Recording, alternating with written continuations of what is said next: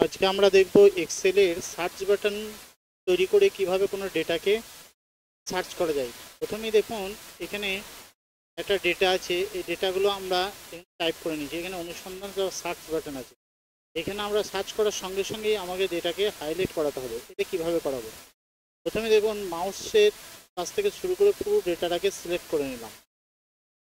Select করার পর হোমেতে click করলাম, তারপরে কন্ডিশনাল ফরম্যাটিংয়ে ক্লিক করার পর এখানে নিউ রুলস বলে একটা অপশান আছে, নিউ রুলস ক্লিক করলাম। ক্লিক করার পর ঠিক এটাতে আছে use a formula to determine which cell to format, এটাতে ক্লিক করলাম।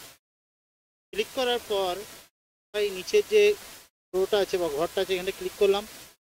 ক্লিক করার পর যে ডেটাটা আমরা টাইপ করেছি অর্থাৎ ডেটার প্রথম সেলটাকে আমরা সিলেক্ট করলাম।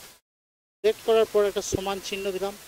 এবার যে জায়গাটায় অনুসন্ধান বা সার্চ করব সেই সেলটাকে সিলেক্ট করবো। যে ক্লিক করলাম, ক্লিক করার পর এই ডলার চিহ্নটাকে মুছে দিলাম, তৃতীয় ডলার চিহ্নটাকে মুছে দিলাম এবং ফরম্যাটে গিয়ে তার কালার আমরা চুজ করে নিলাম, যে কালারটা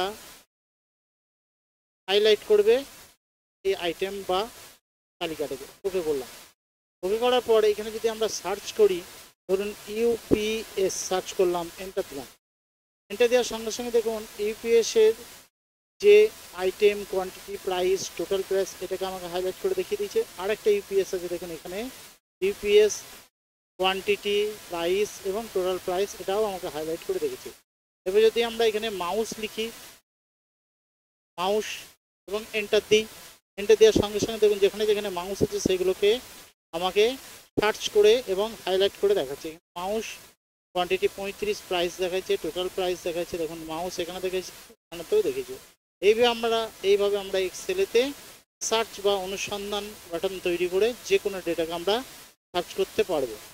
তাহলে আমরা দেখলাম যে কিভাবে এক্সেলে সার্চ বাটন তৈরি করে কোনো কিছু ডেটাকে আমরা সার্চ তৈরি করতে পারি এবং সেটা টাইপ করলে এক চান্সে কিভাবে হাইলাইট করে দেখাচ্ছে। এই ভিডিওটা যদি আপনাকে ভালো লাগে অবশ্যই লাইক করবেন, কমেন্ট করবেন, শেয়ার করবেন। চ্যানেলে নতুন হলে চ্যানেলটা অবশ্যই সাবস্ক্রাইব করবেন। ভিডিওটা দেখার জন্য আপনাকে অনেক অনেক ধন্যবাদ।